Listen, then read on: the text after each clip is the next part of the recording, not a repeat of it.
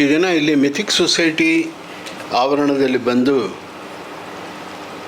ಪ್ರಸಿದ್ಧ ವಿದ್ವಾಂಸರಾದ ನರಸಿಂಹಾಚಾರ್ಯ ಅವರ ನೆನಪಿನಲ್ಲಿ ಸ್ಮಾರಕ ಭಾಷಣ ಮಾಡೋದು ಒಂದು ಹೆಮ್ಮೆಯ ವಿಷಯ.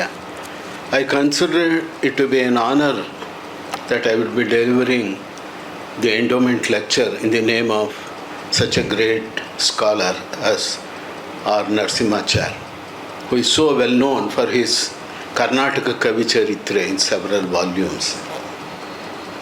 Also, I thank Sangam Talks for organizing this lecture. As told, the book was released just 2 months back, the same platform, by Dr. Somanath, the chairman of ISRO at that time, and the president of Mythic Society, Mr. Nagaraj, and our chairman from Jain University, Dr. Raichan Chandraj, were all present at that time. Of course, at that time, the book release was the important function. Later on, Rahul Diwan of Sangam Talks asked me whether I would be able to give a talk on the book itself, what this book contains. I agreed for it, and I asked whether it should be in Kannada or English. They told me it is better it be in English. So I decided that I will talk in English, but there can be discussion in Kannada or Hindi or Sanskrit. It should not matter. So what I propose to do is the following.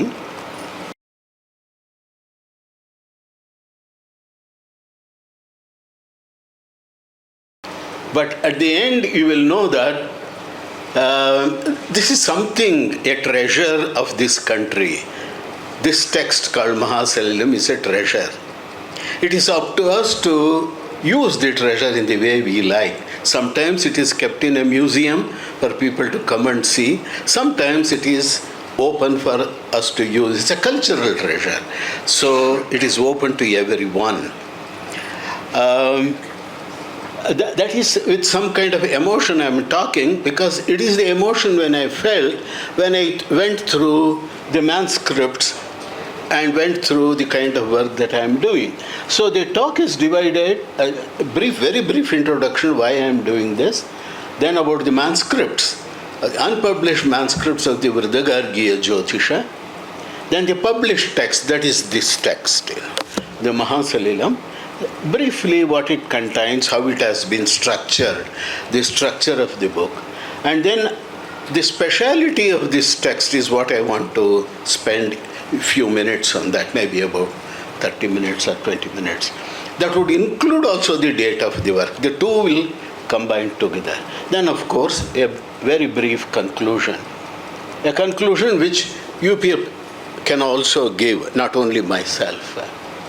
Now, it's quite well known that from the time of S.B. Dikshit, about 120 years back, or even longer than that, astronomy in this country is divided into two groups: Siddhantic astronomy and pre-Siddhantic astronomy. Siddhantic astronomy would roughly say from Aryabhata onwards, that is the 5th century. Even before that, we had a few texts which also are called Siddhanta, called Soma Siddhanta, Brahma Siddhanta. But there are texts before that. The astronomy which was before that is what is called pre-Siddhantic. Okay, fine, thank you. Before that is pre-Siddhanta. Now, another way of dividing is, whatever was there before the Common Era is more or less the pre-Siddhantic astronomy. Whatever has come or what is available to us after the Common Era, that is something like a new astronomy or a Siddhantic astronomy, we can call it. These words are very vague, don't take it too seriously, but the characters of these texts will become very clear. Siddhantic is mainly mathematical, and there is less of observational astronomy, whereas in the pre-Siddhantic period, they are mainly observational and less mathematical. There is a little bit of mathematics Vṛddhagārgīya wants to introduce, but that is almost nothing. Now, the well-known pre-Siddhantic texts are, of course, the Vedāṅga Jyotiṣa of Lagadha. Actually, Vedāṅga Jyotiṣa is not a right word for Lagadha's work. It is only Archa and Yajusha Jyotiṣa would have been the right word. I will show you why it is so. Now, similar to astronomy, because this is about astral sciences actually, astrology has also grown in this country in parallel, and that also can be divided into two parts. Pre-Hora astrology and Hora astrology. Hora astrology would be later, that is in the common era, whereas pre-Hora astrology, a little bit of that is there in Mahāsalilaṁ and in Parāśara Tantra and also in the Vṛddhagārgīya Jyotiṣa. A little bit of that maybe I will be able to introduce. So this Mahāsalilaṁ text, my claim, is a foundational text of pre-Siddhantic astronomy and pre-Hora astrology. How? We will see that. Now the well-known ancient text, I was already mentioning about Archa Yajusha Jyotiṣa. That is a text which belongs to about 1300 BC by Lagadha, and that is a calendar text. It is algorithmic. You can call it mathematical if you want. It's arithmetical and algorithmic. And it does not contain anything about planets or eclipses or sun, moon. As far as calendar is concerned, is given, but nothing more than that in that text. Now there is another text which also is pre-Siddhantic. That is a Jain text, Prakrita Jain text, Surya Chandra Prajnapti. That clearly is pre-Siddhantic. It belongs to about 500 to 300 BC. Primarily in Prakrit, as orally told to his students by Mahavira. But the Sanskrit Chaya is available and also commentaries on that is available. But that belongs to a different tradition than the Vedic.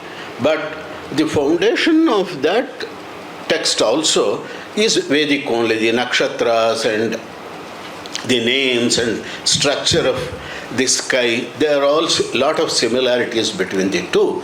Also there are changes, differences, but that belongs to a different period, 500 BC onwards. Whereas before 500 BC, what generally is called prehistoric, we have Lagadha's work, Parāśara Tantra, which have been published a few years back, but Parāśara Tantra is available only as quotations by later authors. The original we have not been able to yet locate. But the statements given in Parāśara Tantra can be analyzed to show that also belongs to roughly 1300 to 1400 BC. Now, the name of Vṛddhagārgīya is quite well known. Garga and Vṛddhagārgīya are well known. In the sense, people have quoted extensively from Garga and Vṛddhagārgīya. But his works were not available in the original, other than the astrology books, what we call the Garga Hora, Garga Manorama, Prashnavali, which all belong to the later period. That is the Hora period. That is of the common era. So these names, the Rishi names, are family names, like Parāśara, like Garga. Even the family people would also, by same Gotra we are called, as happens even now. There are so many Parāśaras, there are so many Gargas. So to identify and all that, initial period, there was some way to say Gargya, Gargīya, like that. But while copying and all that, this has changed. And people put everything together into one school of Vṛddhagārgīya, like we can say, our school of Garga. There is a lot of discussion on this in Indology texts. I will not go into those details. But please bear in mind, Vṛddhagārgīya, the name itself would indicate somebody who is very senior, who should have lived long time back. So interest in history of science provides the impetus for looking into these texts, or to search for these texts. And I have to say that in astronomy, there are, like the subject has two branches, astronomers are also of two kinds in this country. One, traditional astronomers very good with Siddhantic astronomy, all the 18 Siddhantas and the Jyotiṣas, the Panchangas, and astrology and all that. Other group of astronomers are the modern astronomers, so to say, trained in the Western tradition, mathematics, astrophysics, and things like that. I fall somewhere in between the two. I'm between the two stools. But this has to be pointed out because the traditional scholars have not taken any interest in the pre-Siddhantic period. Other than, of course, the Vedas. Veda, Samhita, Brahmana, they all belong to the pre-Siddhantic only. They are extremely ancient. But what is the astronomical content in those? Only there are a few here and there, but not traditionally, this is not studied. What is studied in the Sanskrit universities and pathshalas is mainly Palita Jyotiṣa and Surya Siddhanta and a few other Siddhantas of the later period. Now, my interest was because of IKS, what is today called the Indian Knowledge Systems, and I have been looking into this kind of knowledge from my time at the Indian Institute of Science because I was working on earthquakes. And earthquakes, history is the most important thing when it comes to hazard analysis for earthquakes, seismic hazard analysis. So without knowing the history of earthquakes, no country can be made safe to understand the seismic behavior of structures or to develop design codes and other things. Now, in that connection, I took interest and went on studying and then got attracted totally to this kind of work. We lost about 20 years. So, this Garga is quite known. His name is known, I was telling. Is it known from the pre-period, in the Vedic period, in the Vedāṅga period, or only in the modern period? It is known all through. For example, there is a text called the Atharva Parishishta. There is a Atharva Veda Parishishta, which is something like an appendix to the Atharva Veda. It is published, first published in Germany, later in India also it is published. There are two chapters which refer to Garga and Vṛddhagārgīya. Similarly, Meena Raja, the Jatakadi comes to already the common era. Then Varahamihira, of course, quotes Garga and Vṛddhagārgīya. Somakara, there is a Bhashya on the Yajusha Jyotiṣa by Somakara. It's very important. I will come to that in my talk. Then Bhattotpala in the 9th and 10th century, a Kashmirian, who has written a Vivriti in the Brihad Samhita, he quotes extensively Vṛddhagārgīya and Garga. Because these people, they quoted their ancient authors. Like Parashara Tantra, I collected from there. Vṛddhagārgīya is also quoted by them. Then Bhaskara Yogi in 13th century. Bhaskara Yogi was in South India. He was somewhere in near Kanchipuram. He wrote a commentary on Varahamihira's Brihad Samhita. It has been published about 3 or 4 years back. He also quotes Garga, and Nilakanta Somayaji is the famous Kerala astronomer who developed modern mathematics, so to say, calculus and other infinite series approach. He also quotes Garga, Vṛddhagārgīya. Now, this Garga is also famous traditionally for the Puranikas, so to say, because he is quoted in the Mahabharata. In the Mahabharata, there it says that Yatra Gargena Vṛddhena Tapasa Bhavitatmana Kala Jnana Gatischaiva Jyotiṣāncha Vyatikramaha. You see, in the Vanaparva, for Tirtha Yatra, Pandavas are asked to go to this place. That is Saraswatya's Tatet, go to Saraswati Tira, where Garga was doing tapas and he was famous for Garga in that place. So his name is there, and he says that he knew about Vyatikrama, that is the Utpatas of celestial bodies. So he is quite famous. But then there are, if you look into the originals, leaving aside the quotations, there are at least about 100 manuscripts available in the name of Garga. Garga, Gargi, Gargeya, Vṛddhagārgīya Samhita, Gārgīya Jyotiṣa, things like that. So it becomes so difficult to know who is this Vṛddhagārgīya who was quoted in Mahabharata, who are the Gargas later on we are all people are talking about.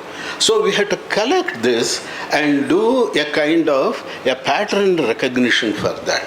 So what I did was, went on collecting Garga manuscripts, whatever it may be, whether it is Vṛddhagārgīya, Garga. In this, of course, Pingri's catalog helped me, no doubt, to collect the different ones. But Pingri's opinionated discussions, totally useless. It didn't help me in any manner because he gives very opinionated his comments on these manuscripts.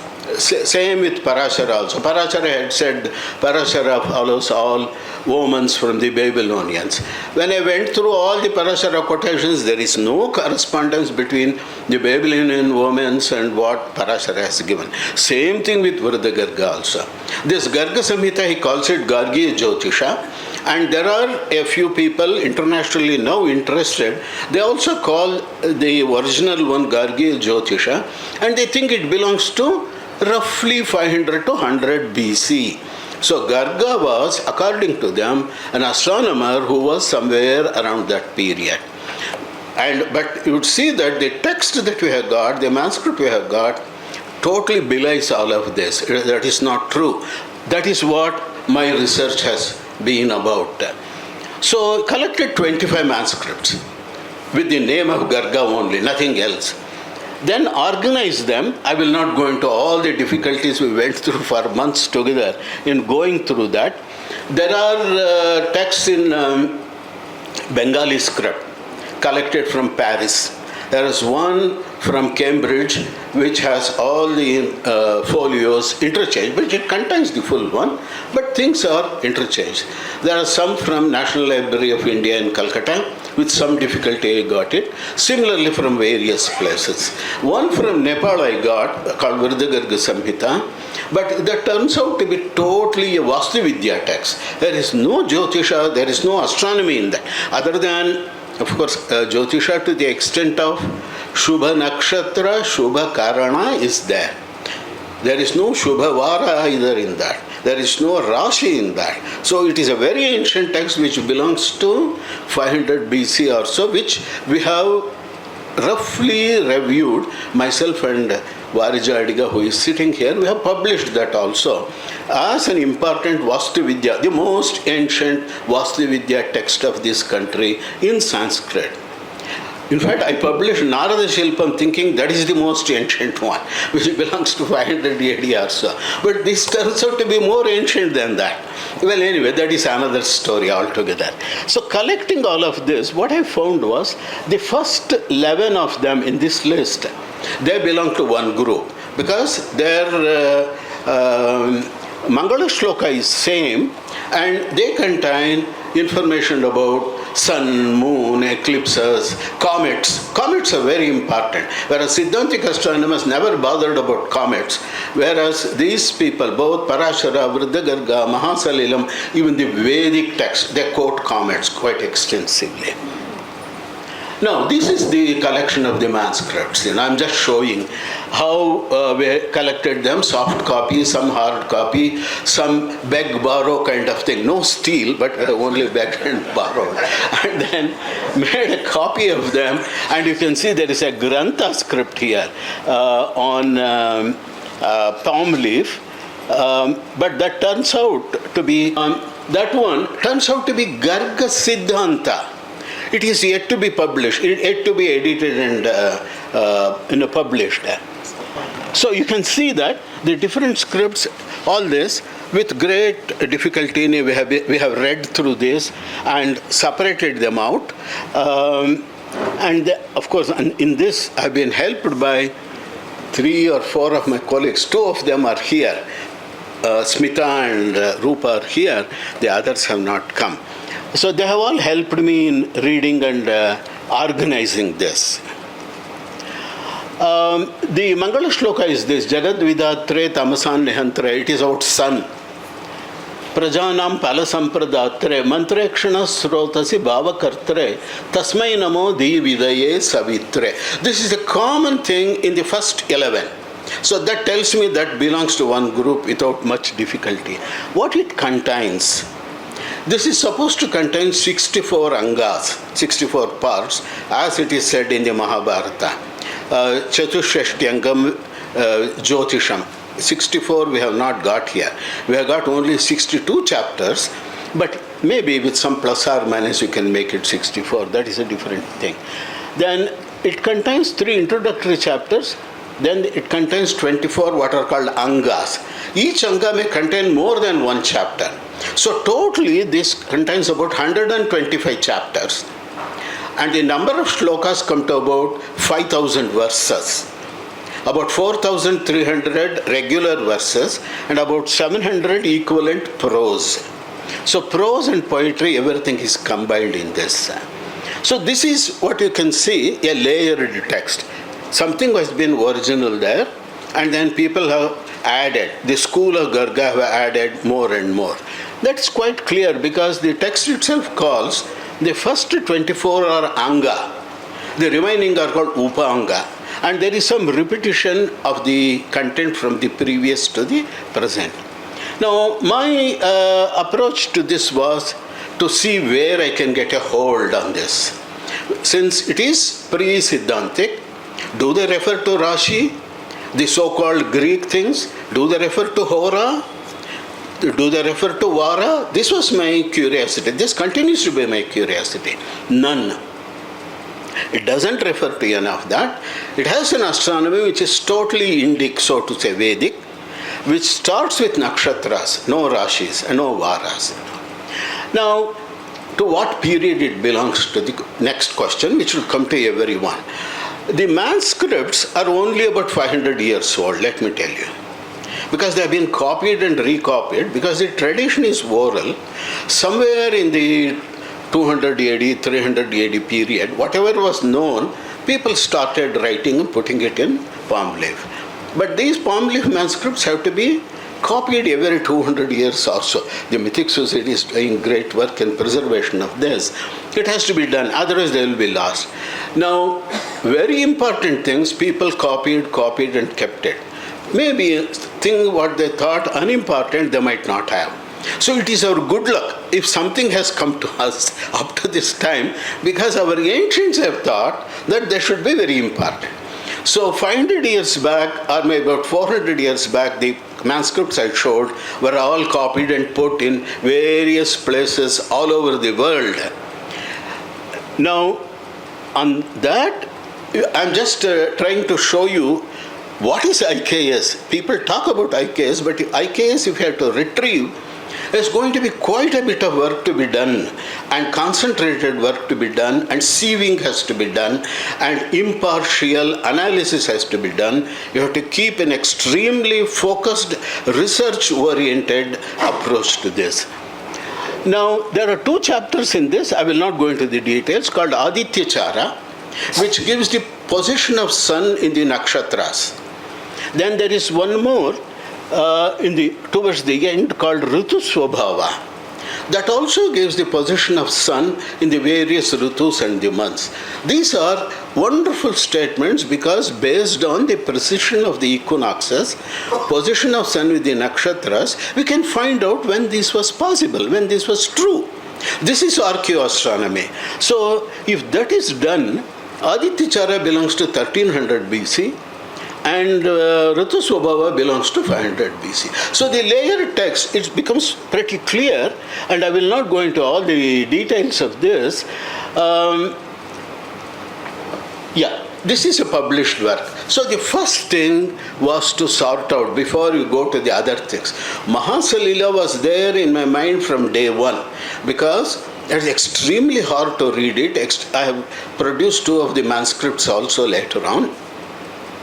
But it was very clear that contains the most ancient information because it is in a style pre-Pāṇiniyan.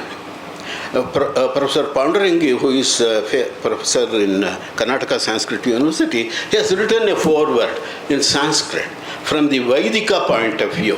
Clearly says it is Pāṇini Pūrvavarti Gatita Gadya Rūpam. So it is all pre-Pāṇinian thing, which something like a Brahmana text. You know, a Vedic Brahmana text is not the Samhita text, but the Brahmana text. So, the style is roughly that. I can't say more than that. Now that Mahāsalilaṁ to come, I had to sort out where I stand as far as the manuscripts are concerned. So we did an analysis of the Adityachara, astronomical analysis of the statements given of the error. If I start with 2500 BC, come up to the modern era, to which period these statements may belong. So a computerized analysis of the coordinates of the position of sun in the various nakshatras which is mentioned. Actually it is the season which is given. Season, you see, suppose I say Shishir Ritu Adi, śraviṣṭhādi says śraviṣṭhā nakṣatra is in the beginning of the Shishir Ritu. Shishir Ritu Adi is the longitude of sun is 270 degrees. If it is equinox, spring equinox is 0 degrees. Autumn equinox 180 degrees. Summer solstice 90 degrees. This we know. Any era it may be. But this keeps on changing because of the rotation of the earth. I will not go into those details. This is called the precession of the equinox. Today we may have some nakshatra visible in solstice, in the winter solstice. 3000 years back, that was not the nakshatra visible. These people knew they changed the nakshatras also for the solstices. So that is a kind of a sayana kind of work they did. Not knowing the reason for it, but purely by observation.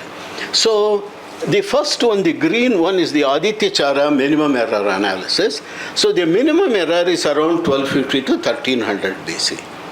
This is same as what people have said about the Vedāṅga Jyotiṣa of Lagadha also, roughly of that. But Lagadha gives only 1 star of śraviṣṭhādi. But what is śraviṣṭhā is a controversy, because in Sanskrit the names changed. That is used as Dhanishta nowadays. But śraviṣṭhā and Dhanishta, why should it be same? Because Amara Kosha has said they are Paryayipada. That was in 400 AD. This is about 3000 years before. Why should it be? In the Vedas, there is no word called Dhanishta. It is always śraviṣṭhā. But anyway, that is another matter. Now, the second thing, what is given in the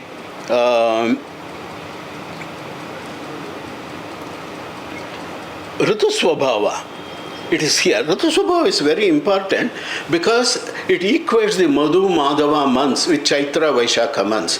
It's a very beautiful description of Ritus and also the months. It's a Sauramana calendar which is given there, how to identify the months.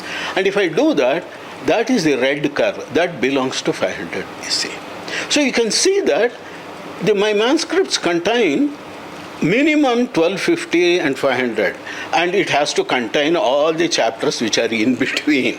So this is socially also extremely important, to know how our people lived, what was their belief, what was the religion they adopted, and what was the kind of astrology which might have been there.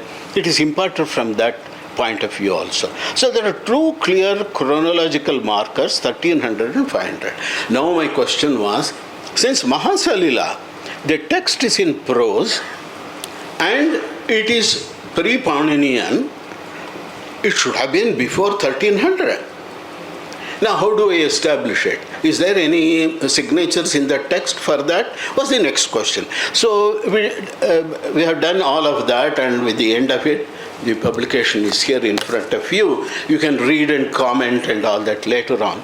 The book contains, of course, the 4 words, the preface. Then there is a detailed introduction to the subject. Because the subject, which is about 4,000, 5,000 years old, you can't understand, you can't follow from today's paradigm. Even if you are in Kannada or Tamil, or even if I am a Sanskrit scholar, I will be always thinking in terms of Aryabhata, or in terms of Parashara Hora, Brihat Parashara Hora, in terms of Panchangas, things like that. So that has to change. So I've given a brief introduction how it has to be done. Then is Mahāsalila the Vedāṅga? Now we talk about Vedāṅga, 6 Vedāṅgas, left and right the shlokas are quoted, Niruttam, Vyakaranam, Chandahal. Okay, what is Jyotiṣa? What is Vedāṅga Jyotiṣa? Is there any text for that? For Nirukta, Yaska's text is there, published and all that. For Kalpa, it is there, all the Śraviṣṭhādi Sutras are available. Vyakarana, okay, the Indra Vyakarana, Chandra Vyakarana are last, but Pāṇini is available. He also talks about the Svaradhyaya and all that. So there is something about Vedas there. But what about Jyotiṣa? There is none, let me tell you. Till Mahāsalilaṁ, there has been none. Now because this is the most ancient one in time. Later on there have been, as I said, Parasara Tantra is there. Now Vṛddhagārgīya Jyotiṣa, some chapters are definitely Vedāṅga period because they belong to 1300. Lagadha's Archa Yojisha also is a later text. But the original one which explains the Vedas. Now Vedāṅga is something which explains the Vedas.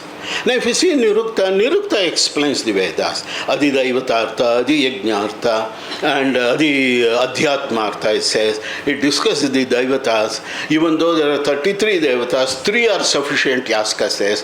Prithvi and Antariksha and Dyauh are sufficient, he says. So there are such discussions and descriptions and etymology.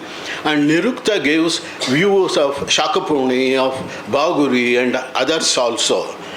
Now we need text of that kind, then only we can say it is an intellectual tradition. That is filled up by Mahāsalilaṁ, and that was my interest in bringing this out with the text and translation. So chapter 3 contains the text and translation. Then I have given the critically edited text from all the 11 chapters. I will show some of these slides. Then for people who want to read the originals, the Matrikas are also produced here. I will show why I have produced 2 of this. Also I will explain. There are a few appendix. The appendix was actually Professor M.D. Srinivas has discussed that in his foreword. Why Mahāsalilaṁ is important as Siddhanti. He is the leading historian of astronomy in this country today. He is in Madras, many of you may be knowing. Recently he was awarded the Padma Shri also. And he has written the foreword in English. The Jyotiṣa which is there in the first Anga, the nakṣatra karma gunanga, tithi karma guna, muhurta, they could not be understood without following what is there in the Mahāsalila. So the idea was to put them as appendix. That's also available in this book. So a little bit of astrology we will know there. Now this is the introduction, 40 pages of introduction. Then other 30 pages of explaining why it is Vedāṅga, why it should be considered Vedāṅga, where it explains the Vedas, in what sense and all that. Then the actual text I have given it like this. That is the Sanskrit one, the statements in the beginning, numbered so that for later discussion it would be useful. Then a working translation, then which is in square bracket, which is actually my comments. To understand this, the commentary, that's something like an English Vyakhyana you can see. So, and also with footnotes, how the words are same, and there is comparison between the Vedic text and this text, and those things are all given. Now what this book contains, there are 2 chapters in this as far as Mahāsalila is concerned. First is called Prashnadhyaya, only questions. And the questions are like that, which I have shown there. Katham va tarakaha kativa, katham va tarakanam tarakatvam. What are stars? What are their dimensions? How many stars are there? These are the questions put. Then again is the katham va chatushpat pakshinaha. How did the chatushmat means the quadrupeds come up? How did birds come up? How did ants and others come up in this earth? These are the kind of questions which are there. And then towards the end it says, Prithivyaha parimanam antarikshasva. Tell me the dimension of Prithvi. Tell me at what distance sun and moon are located with reference to Prithvi. These are the kind of questions. We'll come to that again. And I'm underlining that Vṛddhagārgīya Mahāsalila at the end. That is the Pushpika as it is called, the colophon. It is called Mahāsalila, the name of the text I picked up, because the text itself calls it Mahāsalila. It is not just Lagu Salila or Salila or Garga Salila or something like. It is not like that. It is Mahāsalila, so that is how I picked up. So I had to give a reason for putting the title that way. Because the others may call it Gārgīya Jyotiṣa or whatever. And sometimes the notes becomes too long. So you have to excuse me in the text. For example, in the answers there is something, Mukhametat Prajapatehe yad Darsha Pūrṇamasam. Darsha Pūrṇamasam is the key yaga for the Vedikas. Even today the Rahitagnis do that in the Darsha and Pūrṇamasa. Evam Apuryamana, etc. it is there. And pūrṇatithi Paurnamasam Kalo Bhavati. Pūrṇatithi, please note that. The meaning of what is Tithi? Hundreds of meanings are given, so much of controversies are there. Now, Westerners have produced a plural for Tithi called Tithet. And he says that Tithi is actually Babylonian, it is not Indian. Naigabaur mentions about Tithi, that Tithi, without knowing that the clay tablets cannot be understood, but he doesn't say that it could have come from India. And of course, Pingree is totally against all of this, So I hope you would comment on that, maybe, if I am wrong. But is the first traceable thing where pūrṇatithi comes. Tithi is used from the pratyaya thituk, which is something like a limiter. As in English we say 10th, 14th, 15th or 10th row, 10th person, 10th day, that TH kind of thing, that is a limiter. So it is the pūrṇatithi Paurnamasam Kalo Bhavati. And in fact later on I have showed even Panini and Mahabhashya gives the same thing. When it is Pūrna, it's called pūrṇatithi. Now, the explanations are here in the square bracket. And the square bracket sometimes becomes pretty long. You have to bear with that. That's some interesting question, that was one of the reasons why we invited Dr. Somanath to come and release this. This is to do with Chandra and the mark which is on the moon. What are the marks on the moon is the question here. It looks like Shasha. What is that? There is also another mark. What is that? And he says, I have given in the text the details. Varunascha apa eta madhye yesha prithivya kritam chandramandala madhye samakriti. He says there is water on moon, and what you see is a reflection of Prithvi there in the water of moon, and that is the mark which is there. And this is also there in the Mahabharata, this statement that it is a reflection. Okay, the text itself, the critical text is given like this. So all the Pathantaras, with all the 11 ones, the ones we have accepted is shown in bold. The alternates are shown in light letters. You see, V1, M2, Anuvyakyotyosyaಮ, something is there. Because the people who copied, they were not Sanskrit scholars. One or two might have been, but not all. So they have simply copied without knowing what it is. So that happens, and also there are missing texts. So where it is repeated, the same word is repeated, all that we have captured. So if you can do an inverse problem, that is from this go back, you can reconstruct all the 11 manuscripts I showed in the beginning. Considering all this, you can write a program and keep on matching. You will get the wrong picture also of all the manuscripts. So that is completely available. And this is the two manuscripts which I have given in the text itself. One called A1, the second one is called K1. The 11 I have listed, this is a notation. What was the reason for I selected this? Now, manuscriptologists analyze based on the script, based on whether number has gone like this, there's a sta and the cha is the UP kind of thing, is a Kashmirian kind of script or a Gujarat script. So many things are there, and they put a tree of how from one manuscript the other might have come. This is what is studied in manuscriptology. My interest was not so much that, because others have also done. The Westerners have also done this work from the manuscript they are having. But my interest was only in the content. That means, what was the culture which was there? What was the astronomy which was there? What was the knowledge and the jnana which was there? Now, based on it, fortunately, or somehow or other, The 11 manuscripts of Mahāsalila, I'm not talking of the original big bundle of the Vṛddhagārgīya Jyotiṣa total, but only of this, there are two groups. One is A1, A2, F1, P4 and U1. F1 is the French one. P4 is from Pune. U1 is from UK. A1 is from Alwar, Rajasthan. A1, A2 are from Rajasthan. They have, in some places, have replaced Angaraka by Bhauma and also by Mangala. In some places of the text, I have given that indeed.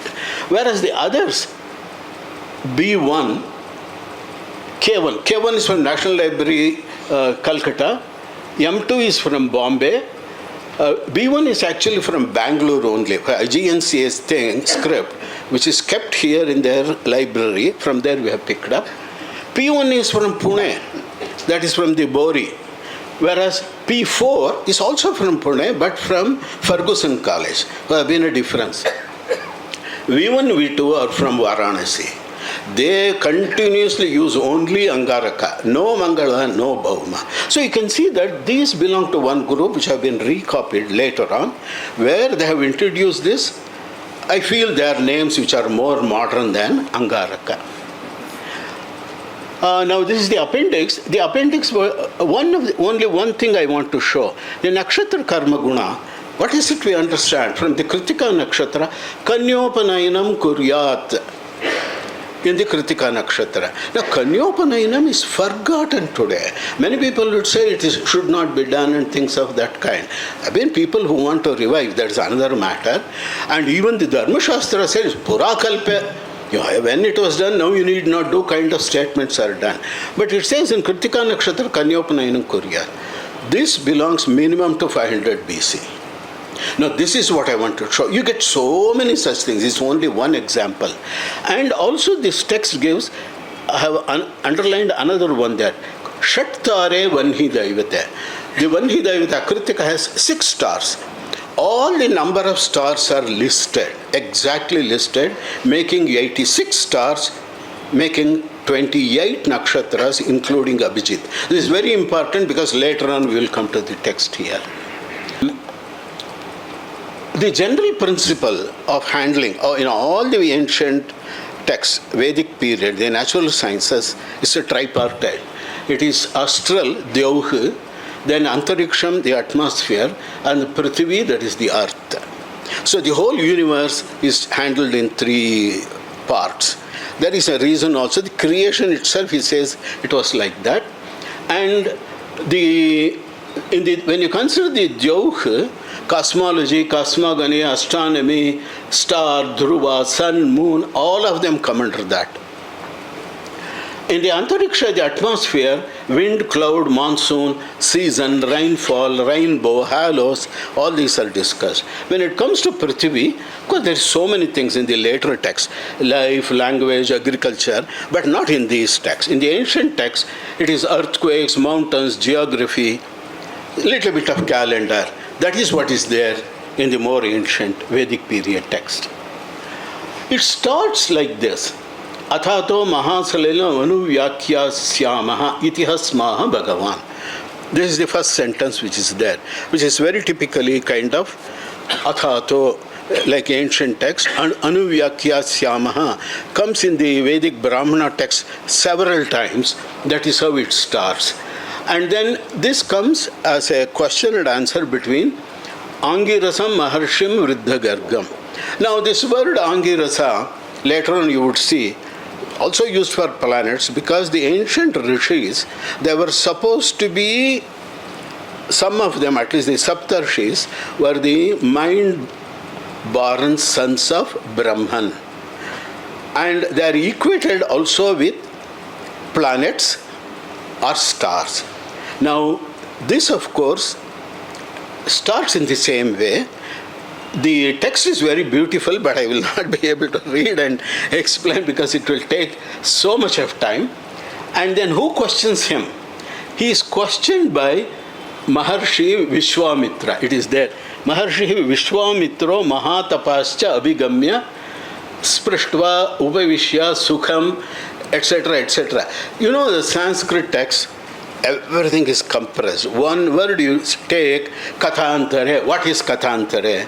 We have to say, inquired about his courteous talks, this and that. Then there is a Sprishtva, Anupurvam Sprishtva.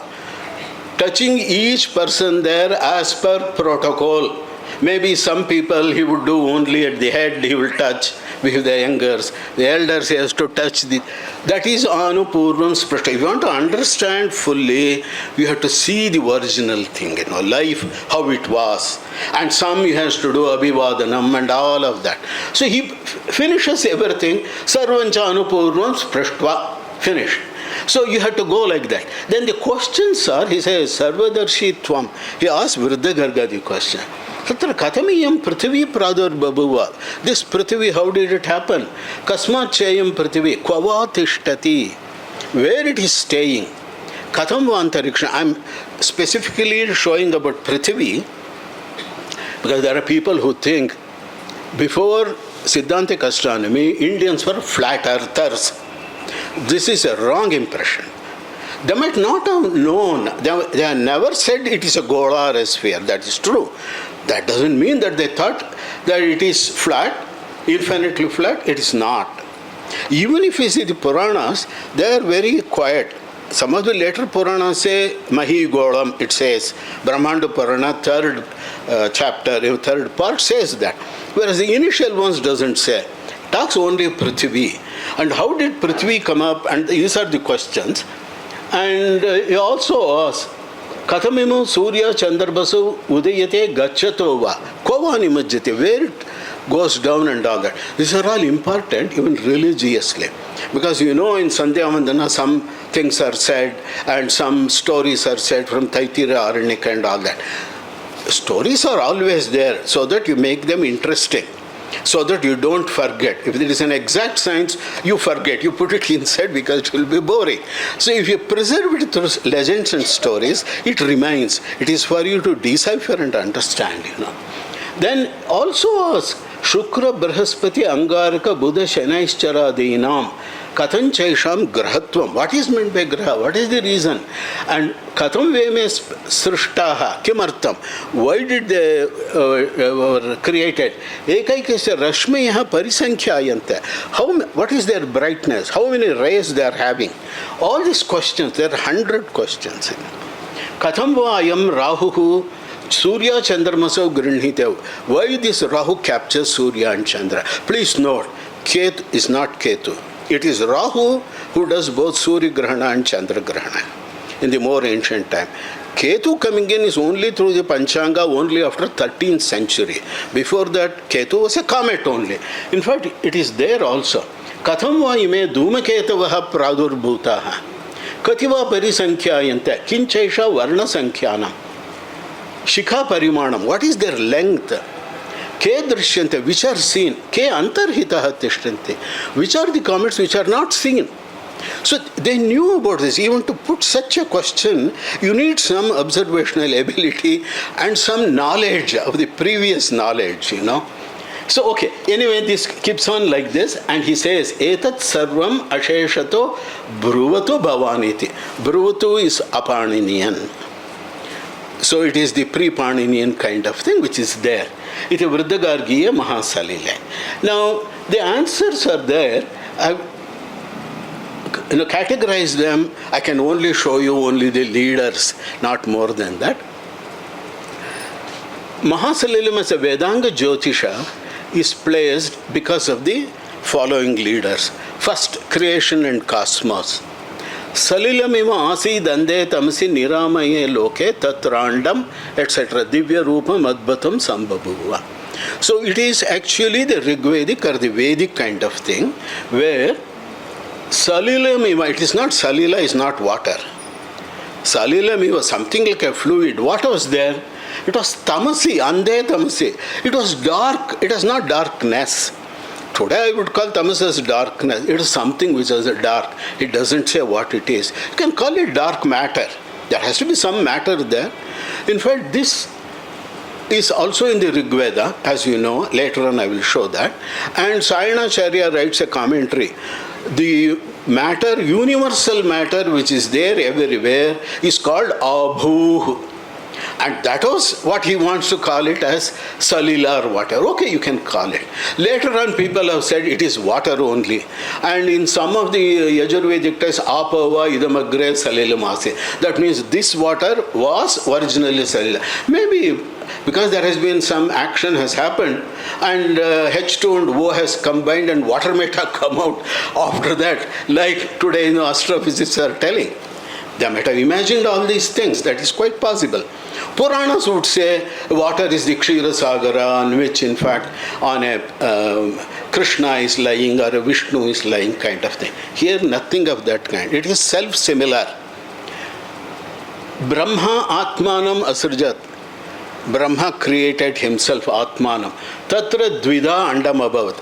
The egg which was there, it divided into two.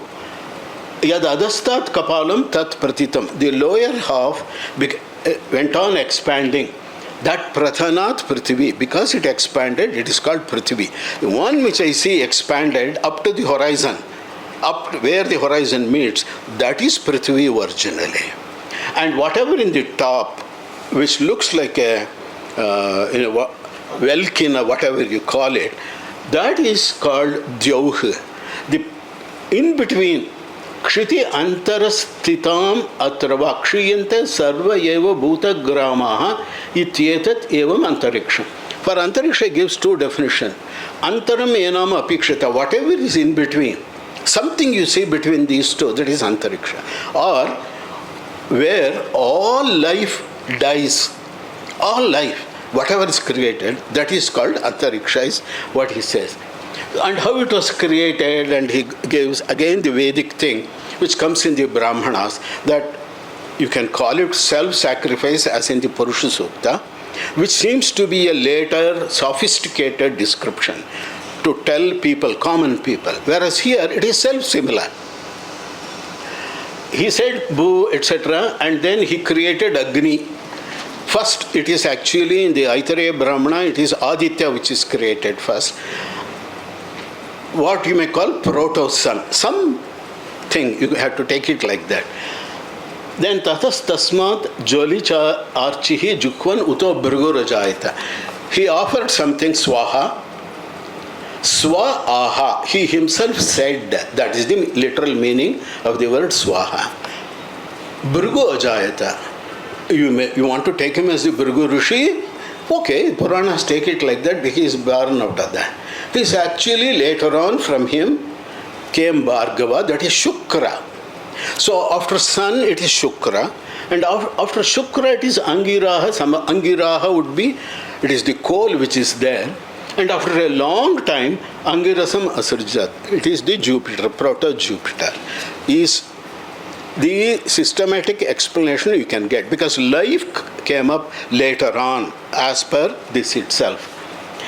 Okay. Panchame swahakare gauh ajayata, shashte swahakare tejaha. Is again a very problematic thing, because people would say gauh means cows, and how did he create?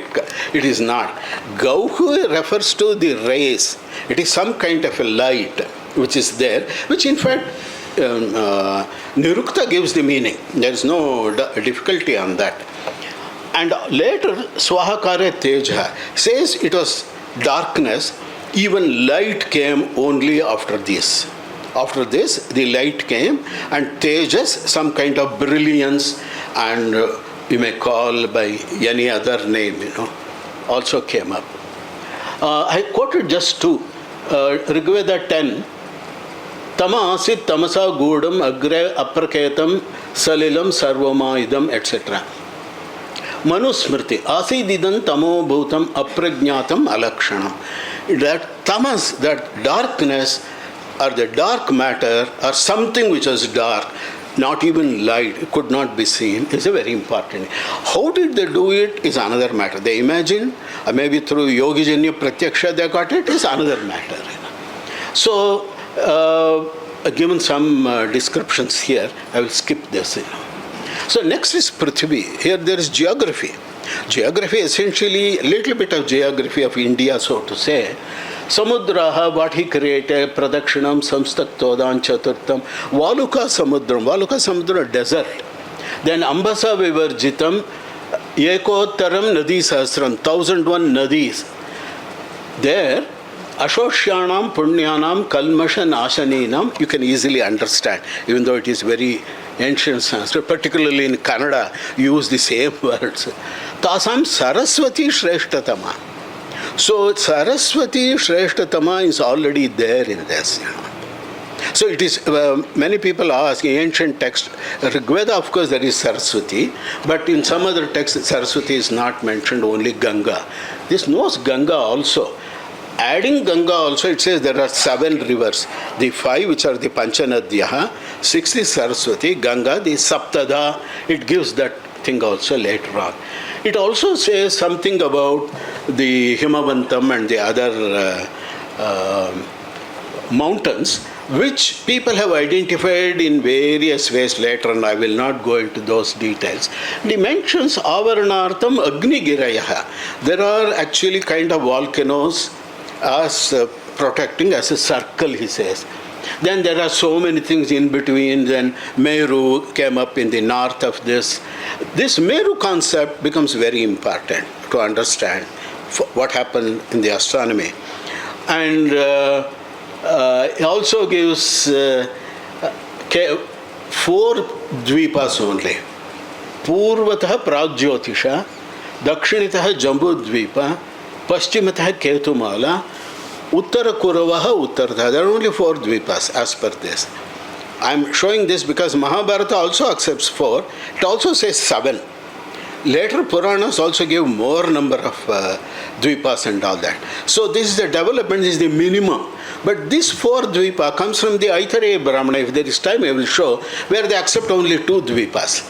That side and this side, he says. Whereas here there is a 4 because of sun. That comes out very interestingly. And he also says the numbers which are given are in the text progressing, the 40th thing.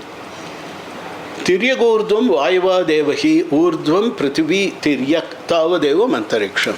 Tiryagurdvam means horizontal and vertical. It is an obliquity. Doesn't yet say clearly that Earth is separate, Bhumi is separate, Prithvi is separate. Doesn't say that. Because Prithvi accepted as the lower shell. It should be something like a boat. But there are mountains. So in the center, there are ups and downs. So there is something which is going up. And it seems Tiryagurdvam, it is turned like this. So they have observed this carefully for a very long time based on the seasonal changes, the shadows changing from one side to the other side and all that. Sun rising somewhere in the north, somewhere in the south. He mentions that later on. So they thought that it should be inclined. So that obliquity is there already. So Kala Vibhaga Siddhyartham Sarvans Chaturo Dvipan Bhavayataha Somarkav Astayamayataha Udayatova Merunatu Channav Na Prakashete. So a great statement. It's an astronomical statement. To determine the time, to tell time to people on Prithvi, there are 4 things which are there, 4 dvipas. Soma and Arka, that is moon and sun, they rise and set to indicate time to these people. Now what is Ratri? Ratri is because of the shadow from the Meru, it falls on the dvipa, any dvipa, the 4 dvipas, that is Ratri for them. So it is a theoretical proposition of slowly going towards the spherical nature. And almost the spherical nature is there. Sarvesham dvipanam uttarena meruho dhruvan jyotihe achalam meruho murti pratishtita. This is a Vedic concept which goes to the Taittiriya Aranyaka and the Shishumara and the Dhruva which is there as the pole star fixed 2850 BC. And Dhruva Darshana, all that even to this day the marriages are done because of the Dhruva which was fixed. Today there is a different Dhruva, that is a separate matter. I have talked about this in mythic society. I will not touch on that, but that is key for Indian astronomy, for development of astronomy, or even Siddhantic astronomy. It says that Teshancha yatra udayate arko sa tesham pūrvadik. Wherever it rises, that is the east for that particular dvipa. Udayastamana madhyana ratraha samvibhajate sarva prithvi. Rise, afternoon, evening, midnight. These are the four things of sun which divides Prithvi into four parts. It is exactly same thing which the Bhuvana, Pushkara and others have picked up. The four cities are there at 90-degree interval. They call it Romakar, Yavanar, whatever may be the name. So when the sun rises in one city in the Yavakoti, there is going to be afternoon in Jambudvipa in Lanka, and there is going to be evening in Yavanadvipa, and then Uttarukuru it is going to be night, something of this kind. Now, this is from Aitareya Brahmana. I will not read it, because in the Aitareya Brahmana it says sun never rises and sets. Sava yeshana kadachin astameti nodeti. Kadachin astameti nodeti. I will not go into the Vyakhana and details of that. When they say that it has set, on this side people are not seeing. That is the Ratri for them. When it says on the other side, it says Ratri meva avastat kurute ahaha parastat. The other side. If you can imagine the Meru theory of this, you will get the answer. If you simply take it, you can keep on arguing. I don't know what the meaning for this. And as some people would say, Brahmana texts are all twaddle of priests. Max Muller and Keith and others have said like that. It is not. They have not understood. As Yaska clearly says in his Nirukta, if a blind person hits his head against the pillar, is it the fault of the person or of the pillar? You decide. So the situation is something like that when you go to the ancient text.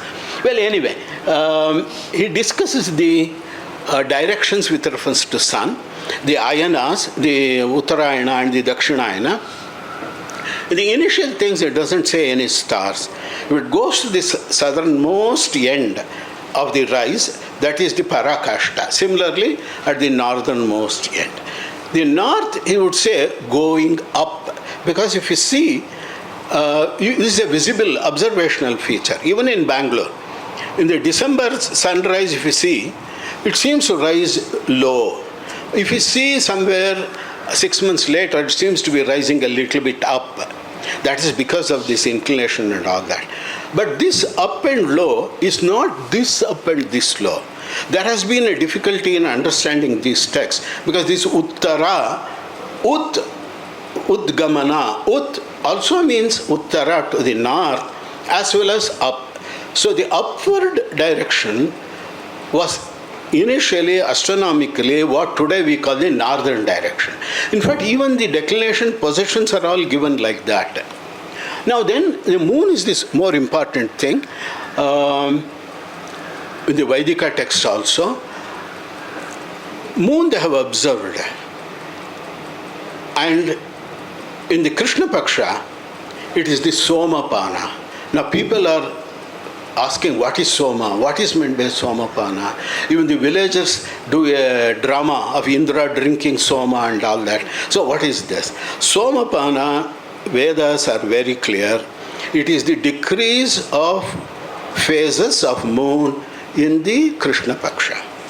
The Brahmanda Purana becomes still more clear. It says in the Krishna Paksha, each day one kala is drunk by the devas kind of thing. Now being esoteric, the cosmic principle, the cosmic forces which are there, they are called the devatas. Now devata, today we think it is something which I will do here, I will do puja and naivedya and all that. The ancient time, devata is a natural force. Devi bhavaha devaha, devanam bhavaha devata, daivatyam. They are the words which are used even here in the Mahāsalilaṁ. Now, here the Mahāsalilaṁ looks at moon and he says the Somapana is done in 3 stages, on the Panchami and the Dashami and the Panchadashi. Now these are not tithis. It is the 5th day, 10th night and the 15th. Initially, this was the kind of argument which was there. 5 nights, they were called, even Brihad Samhita, towards the last chapter, he says, Nanda, Bhadra, there is something, the 5, and by repetition, 3 times that becomes 15 or so is what he has given. The original counting was like that. And that is what is given. Tasya etah panchakalaha panchamishu upapiyante. Why 5? You can see the diagram which I have shown there. The decrease in slope, Purnima is at the left and top, 100%. Purnima next Prathipat, the difference you cannot make out. The decrease in light is very small. Then up to the 5th, it is only about 20% decreases. But from the 5th day to the 11th day, nearly 60% of the light decreases. It's a very sharp decrease. Then again it becomes slow. This is what they had observed, and they put them into 3 kinds. And here there is Amavasya and Sānnāyya. This Sānnāyya became the more difficult word, because initially I did not understand when I was editing the initial chapters. Sānnāyya, when I looked into the dictionaries and asked the Vedikas, they all said it is a Purva Mīmāmsa word. You have to study Purva Mīmāmsa, you should know about the Yajna, Yaga and all of that. Okay, looked into some books and wanted to see what it is. It is given as a mixture of milk and curd, which has to be offered on the Darsha day, that is on the Amavasya day, in the Darsha Purnamasa. So all the Kalpa Sutras, Shravta Sutras discuss this only. Purva Mīmāmsa texts also give this only. Whereas this text says something different. That is the Adi Yajna meaning. You mix curd and milk, like moon and sun get mixed up after the Amavasya. And this is more sophisticated. Between Amavasya and Darsha, the Sānnāyya happens. That is, it is taken to that point. It's an exact coincidence. That is something like a syzygy. These descriptions, being very early, today we may say, okay, I extrapolate or I interpolate between minus and plus, there has to be a 0. They don't say like that. So between Amavasya and Darsha, there is a Sānnāyya. And you make the meaning yourself out of it. And the Vedikas may be remembering it. It is very good. The rituals are all actions of what happened on the sky. And they are all remembered. And if you can sift them out, sitting with the Shravtis of today, some of this will come out. We had a conference of that kind also in Bangalore 2 years back. I will not go into that. Then they would also be happy. We are also happy because we get some new information, which is astronomical. But people have forgotten today. They do it only as a ritual. Okay. This is from Shadvimsha Brahmana. It's a Vedic Brahmana. There also it is there. Atesha Chandramasaha Kshaya Vriddhir Bhavati Chandrama Kshiyate Tad Anuvyakya Syamaha Purva Pakshevai etc. Prathamam Panchakalam Panchami Bhakshayanti. The same thing, the same concept. And that is how observational astronomy has developed in this country. Today, I may say, okay, I will, my colleagues have sent me some photographs of moon from a very sophisticated camera and all that. I like them. But in the ancient time, this is how it was. And Mukhametat Prajapatehe Yad Darsha Purnamasam. This is almost a Vedic word, because there is a Chaturmukha, we said, the 2 faces are Darsha and Purnamasa. The other 2 faces are going to be Sandhya is what says. Sandhya, you see moon, Ashtami moon, either in the Pratha Sandhya or in the Sayam Sandhya, in the Krishna Paksha and in the Shukla Paksha. Once turns, always turn towards moon. These are the 4 faces. The Chaturmukha Brahma, Chaturmukha Prajapati, Chandra himself has Prajapati because it is a mono-acting which happens here. Because everything is self-similar. It is Brahma, it is Prajapati, it is Vishnu, which is also blah blah, all of this. So you can interchange all of this and get the same answer. Now Graha and planets. See, the order is given. Vedoktanam grahanam ashtashatam sankhyaayate. Vedokta grahas are 108 in number as per Mahāsalila. Tatra ekashatam ketunam patti, there are 101 comets. Some of them may be meteorites, I don't know, but 101 are ketus.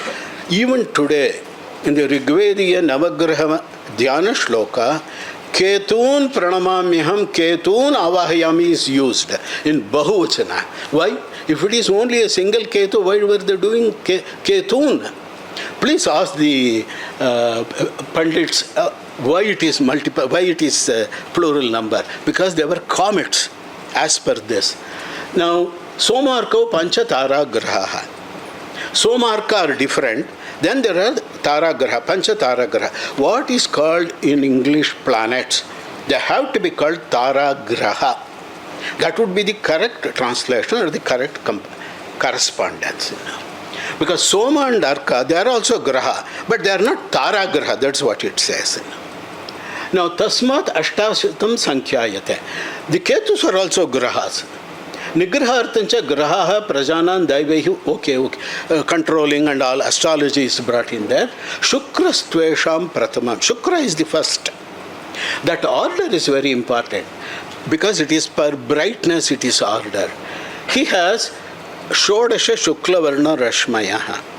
Then Shukra has 16, Brihaspati has 12, Angaraka has 9, Shani has 5, Buddha has 7 Rashmi. And we know that Surya has 1000, it's mentioned somewhere, and Shatarchi is Chandra. There is something which is not very clear. It says, Dvigunam Somasya, I don't know what it means. But if I order all this, that matches with the modern magnitudes. It's the correlation which I have shown, plotted the magnitudes on x-axis and logarithm of the Rashmi numbers on the y-axis. It is not to claim that they knew the magnitudes or whatever. No, certainly not. But these are observational. If there is a real observation, you have to come to the same result. So this is ordering them as per their brightness. So Shukra is the first one. Now, Rahu is there. Rahu is called an Agantu. And Rahu comes, Savai Shanmasya Parvani Yugapadopavishthati. Every 6 months he comes and sits in the Parva. That Parva you may think of as a node.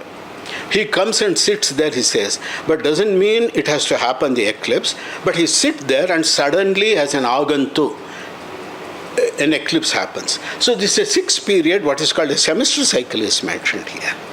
And this is possible only if you have done lot of observation. Then you see that the 6 monthly period is the most prominent sequence which is happening. And later on in the Vṛddhagārgīya Jyotiṣa, I said in the earlier Angas, Rahu Charita, which has 7 chapters, a very long one, not yet edited. He discusses this and he says the 6 monthly eclipse will last for 7 sequences, that is 3.5 years. That is correct. Even from modern analysis, that repetition will be valid as a predictor only for 7 occurrences, not beyond that. Now anyway, I have discussed these things in detail. I will not go into that. Then about comets. This is one of the beautiful things. The question was that, Kativa Parisankhyaayante, what is their Varna Sankhyanam, Shikha Parimana? He gives the various details. There is a theory for comets and gives the difference of opinion between Garga and Baguri. Garga says how comets are there near sun in the southwest direction, whereas Baguri says towards the end, Baguri Stvaha, Netam ete picham merum paryagachanti Surya Rashmin Vahamana Surya Muktaha Drishyante. They carry the Surya Rashmis, they reflect the Surya Rashmis, and it seems as though sun is carrying them. Later on, Vṛddhagārgīya in the Ketumala, which we have published, says the tile is always opposite sun. It is against the sun, the tile is coming, which is correct. And in the Ketumala, I have quoted there, so important, which has been forgotten by us.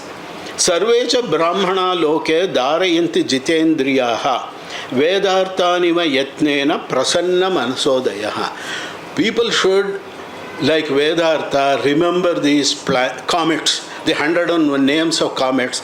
Like every day it has to be repeated. In that Ketumala chapter it is given. Like we say Ashtotar Shatar, Sahasranama kind of thing. Not only that, Bhavishyanti yada sarve yadiva dharma buddhayaha. If there are dharma buddhi people, what will they do? Ketu darshana durgani karishyanti sarvashaha. They will create observatories for observing comets all over. Some of our kings have done observatories. That is how they were able to know even about comets and others. But are we doing that? Have we continued this culture as the great Vedic culture? We have not. Now, Dhruva and Meru is there. I will not go into that. It gives at what distance from Dhruva the various planets are there in yojanas.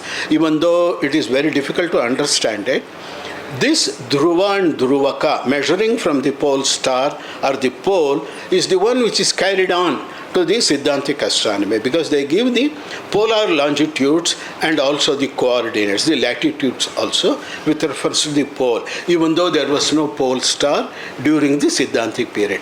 How they did that and all that is a different matter, because there is already a 4,000 years of astronomical development. I can't cover all of this here.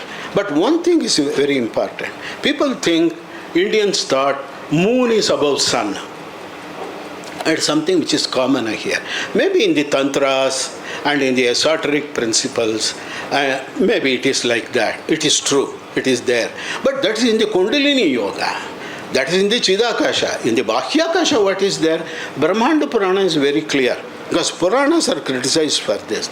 You can see, Dakshinayana Margasto Yada Chariti Rashmiman.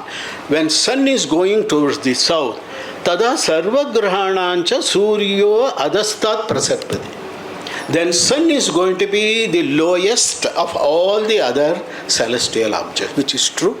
Because he has gone to the southernmost declination, which looks for a human being, maybe in Kurukshetra standing and seeing, it is the lowermost point. Whereas the others, even Vistirnam Mandalam Kritva Tasyordum Charate Shashi. Above that is going to be Shashi, is what he says. So you have to see in terms of either the azimuthal things, or in terms of the ancient things would be altitude and azimuth, or in terms of declinations, you will get the right answer. But of course, I will not go into the details of this here. Now, star dimensions are also asked, and whether stars are fixed or not, and whether people go to the stars, Sukritinam Lokaha. That Vedic concept that rishis are staying in the nakṣatras, and the nakṣatras people, after their punya, they come down. So punarjanma. These concepts are there. It is covered. I will not go into the details. Atmospheric phenomenon is there. Actually, 74 to 85, about 10 paragraphs. It becomes a whole course, so I will not go into it. There's a theory of rainfall. And the rainfall by heat, how it goes up. It is not just by yagas. Yaga, it is there. By burning of wood and other things, it happens, it says. It also says, vana samarthatva, because of the forest. Because of the mass of the forest, there is going to be evaporation, and this goes up, and it gets condensed, and then it comes down. All those details are there in a very beautiful way. And he says sun draws up like water goes up in a Padmanala, Kamalanala. Kamalanala is a lotus stack. Now, lotus stack was used in the ancient time for sucking or to show action that water can rise, how it goes up, It is a hollow tube only, but it goes up. So sun will attract water like that and all that, This is based on the nakṣatra astrology. This is not the horoscopic astrology. And this famous love story between Chandra and Rohini gives a totally different interpretation for it. It is there. It also says, yes, Soma was with Rohini, and then her sisters got angry and all of that. The story is preserved. But what is the meaning of that? It says that further. Briefly, it is like this. Chandramasya uvacha Bhagavan Prajapatihi. When Prajapati calls Chandra, there is a complaint by other stars, nakshatras. What are you doing? Tasmat tvam raja yakshma grahaha grahishyati. Chandra says, no, I am moving equally with all of them. I consider all of them equally only. But he says, no, you are telling a lie. So I curse you with Raja-Yakshma Graha. Raja-Yakshma is consumption. Now, please note, Puranas think this Raja-Yakshma is the Krishna Paksha. That means phases decreasing. What has Rohini to do with that? And Vedas do not talk about Krishna Paksha. Krishna Paksha is Somapana. Very, very important. So Krishna Paksha cannot be decried as Raja-Yakshma or tuberculosis or whatever. So very important Krishna Paksha. Krishna Paksha is a very strong, it is Asura Paksha. Daiva Pakshas are beautiful, but mild and weak. Asura Pakshas, Dakshinayana, Krishna Paksha, night, they are all Asura. Asura is not demons. Demons may also be strong, but this is, they are the strong Pakshas, they are very important. Now, coming again, Somaha Raja-Yakshmana Grihitaha. Soma was caught by Raja-Yakshma. And in the Dashapurnamasa, that sānnāyya avahan has to be given to remove Raja-Yakshma. That is what the sutra say. That is another matter. Somaha nirasravat parabhavacha. It's the same word which is there in Maitrayani Samhita and other things. Then what happened? Prajapatim abhyava gachan tanicha rikshani nakṣatram. Then Soma understood. Now Soma and Chandra I will come again because it is a mono-acting. Prajapati, Soma, Chandra are all same. It is like a mono-acting. They take three roles and play. That is how we have to handle this. Prajapati abhyavagachan. He understood Prajapati. What? Ithordvam henceforth. Tanicha rikshani nakṣatram. Tanicha rikshani. Which rikshani? The Rohini. They become nakṣatram. Because Rohini was a single star. Jyotishmati, Rohini and all that comes in single number. In Vedas, Rohini nakṣatra is always in singular number. Whereas maghā is in plural, Vishakha is in dvivachana, śraviṣṭhādi is in plural. Rohini is always in ekavachana. Till Mahāsalila came into picture. Later on, Rohini is a Shakata with 5 stars. Vṛddhagārgīya, Parashara and all later people use 5. So the single nakṣatra became an asterism. So you have to imagine that there were single nakshatras which were there, unequal maybe, 27 and 28, including Abhijit. For what purpose Prajapati was combining with Rohini, I have discussed it in greater detail in the text. Before this period, in the Kataka Samhita, this is discussed. When Rohini is rising, that is Prajapati Rupa. And that is when some new things have to be done. The new thing, if you see, it is Annaprashana. For a newly born, that is after a few days, the first feeding has to be done when Rohini rises in the east. Because that is the Rupa of Prajapati. I have quoted that. If you are interested, you can go through the details. When would that be possible? That would be possible in the spring season, somewhere around 2500 BC to 3000 BC also. So Rohini was a very important star for deciding Samvatsara Prajapati. He is the mantra in the Yajurveda and all that. Samvatsara itself is Prajapati. Prajapati himself is Samvatsara. How do you decide Samvatsara? Prajapati is with Rohini. When Rohini rises, that is the Rupa of Prajapati is what is said in that. So because these are remembered in a sutra form, mnemonics, just like that, you combine them, you don't get a meaning. You separate them with some punctuation, you will get the meaning correctly for this. Now, he says, he understood what is meant by Chandra, Soma understanding. Henceforth, the astronomers, the nakṣatra darshas decided that there will be 27 stars as the equal thing, and they are going to have their astronomy equally along that, and also observe both moon and sun to develop a calendar, to develop a better calendar. that is also there. Well, anyway, astrology is developed like that, where moon and sun have to combine. So moon and nakshatras are combining. There is a Vikarana Dharma, it is said. And there is a theory which is developed, which is very peculiar. It is the Agni Soma concept. Soma is time. Well, let us take it as simply time, primal time. There is something which you cannot go behind that, at least intellectually. And that Soma is a male principle. Agni is the female principle. That is represented for human beings in terms of the nakshatras. So nakshatras are all strilinga. That is what it says. Grammatically, they may be in pullinga. Pushyaiti pullinga, it says. Yatha pushyaiti pullinga nakshatre na pumsakalingam sarvani etani nakshatrani striyaha eva. They are all striyaha. So if they combine with that, with a particular thing, then a particular actions will take place. That action is actually a precursor of past actions like Kritika, Agni kind of actions will have to be done. Because he says, Prajapati says, once upon a time Soma combined with Kritika in the form of Agni. That comes up in so many places, even in the Rig Veda. In the Saptasvasara that comes, the 7 sisters, Agni remained with them and all of that. Maybe that was a supernova, or maybe some other blaze, or maybe it was a comet, maybe the birth of Skanda in the Kartika. That is also possible. So it was the Agni which was there long time back. That is the Vikarana, that is an anomaly. Each anomaly of that kind is a Devata. It gives one more example. Prajapati stayed with Rohini fixed. So whatever work you do in Rohini Nakshatra will be fixed.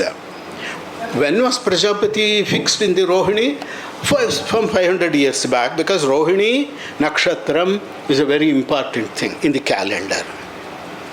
I'm coming towards the end. This is the calendar which was there. And he says, Sarve Chesham Nakshatranam Karmasu Kritikaha. For work, it is Kritika is first. Rohini Sarva Nakshatranam. For all stars, Rohini is the first star. Rohini in singular number is set like this. Maghā Sauryana Saumyanam Ayana Nakshatrana. If you want to find out the lateral Ayana Nakshatra, that is movement of sun and moon laterally, Maghā Sauryanam and also Saumyana. Saumyana means for moon also. Sarva Sancha Shadashitanam Adihi Śraviṣṭhā. For all these 86 stars, Śraviṣṭhā is the beginning. It goes like this. What is the first one and all that. And Taraṇaṁ Dhruvaha. The first star. Nakshatras are different, taras are different. Nakshatra, taraha are different. They are the stars which are in the nakshatra. That also Mahāsalila handles it like that. Now, there is some confusion on this, very important for history of astronomy, that is why I produced. Because the Somakara Bhashya on Yājuśa Jyotiṣa was edited by Sudhakar Dwivedi, that is his edition. This has been commented upon by Pingree and others, telling that this Garga is actually only in the 500 BC, because there is no reference to anything else in this, to ancient time. That is not true, because they have not seen the Vṛddhagārgīya manuscripts. They have not edited the Mahāsalila manuscript. Mahāsalila, they simply say rainfall, rainfall, rainfall. They have not edited this. Our manuscript clearly says Maghā Sauryanam Ayana Nakṣatrana. Saumyanancha Ayana Nakṣatrana. This is the manuscript of the Somakara Bhashya here. If you do all of this, and it also gives, there are 366 days in a year, and it gives the Dasha Surya Ayanani Chatustrimshat Shata Chandrayana Shatam Bhavati. For 10 lateral movements of sun, Ayana is from one end to the other end. Southernmost end to the northernmost end is one Ayana. For 10 such ayanas, there are 134 Chandras ayanas. That is 67 sidereal cycles in 5 years. And this is what has been borrowed by Lagadha to develop his further calendars. And this can be shown, the details are here. This is the maghādi epoch. So the time of what this maghā says in this 102 is this. There is another maghā adi epoch in the Vedas, that is the Maitrāyaniya Aranyaka. Maghādyam śraviṣṭhārdam Agneyam Kramena Utkramena.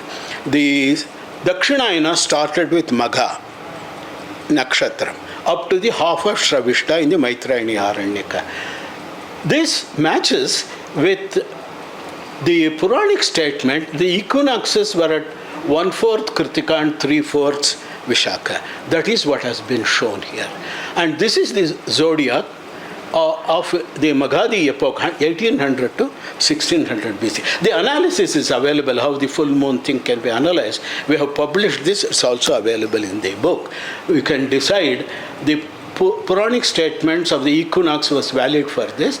It was the same period when Maghādi was day 1, first day of the Varsha Rutu. Maybe approximate, but this is the theoretical picture. Half of śraviṣṭha is the 183rd day. 177th sunrise, Ahargana. If you do Ahargana from this point in a particular year, or you can do Ahargana even with a 5-year thing, because Pancha Samvatsara it is mentioned, starting with Maghā, you get a reasonable answer, and you can see, match it with moon's position, because 134 is given as the one in between 67. You can get an approximate position of where moon is also, even in the morning. Because the question was, morning, where is moon? Which nakṣatra he is occupying? Because it says, morning nothing is visible. And this, in fact, Vṛddhagārgīya develops in his Chandrachara, says that nahi sarvatra ganitam, nahi sarvatra darshanam. Darshanam ganitam chaiva yugapad yoga sadhaka. You can't use everywhere observation. You should not use everywhere ganita. Combine both, you will get the right answer, is what he advises. And what ganita is mostly Trairashi, it is an extrapolation. Now, the concluding remarks, I will not read it. Text invokes the Vedas and calls itself Jyotiṣanga. That is, in effect, making Mahāsalilaṁ the extant Vedāṅga Jyotiṣa. The Mahāsalilaṁ will prove to be of great interest not only to historians of Indian astronomy, but also the Vedic scholars and those searching for the Vedic roots of Indian astrology or the Vedic astrology. The conclusion cannot be anything better than the last sentence of the text itself, because he concludes, Ityeta Jyotiṣanga Mahata Salila Arnavadi Praja Sambhavnat. This is the Jyotiṣanga, starting from Mahāsalila, from that time up to Praja Sambhavnat, up to the creation of life on earth. And that is Mahāsalila. Ataha asya shastrasya Mahāsalilaṁ. That is why this is Mahāsalila, such a vast ocean. Etati punyam yashasyam ayusham kalmasha nashanam sarva samshayanam vyakaranam. All doubts you can clear if you follow this. Vyakarana means an analysis of doubts. Now putraya pradeyam, it is so holy, give it only to known people. Etat vijnana paramam. This is the science par excellence. And it says it is the Mahāsalilām. Thank you.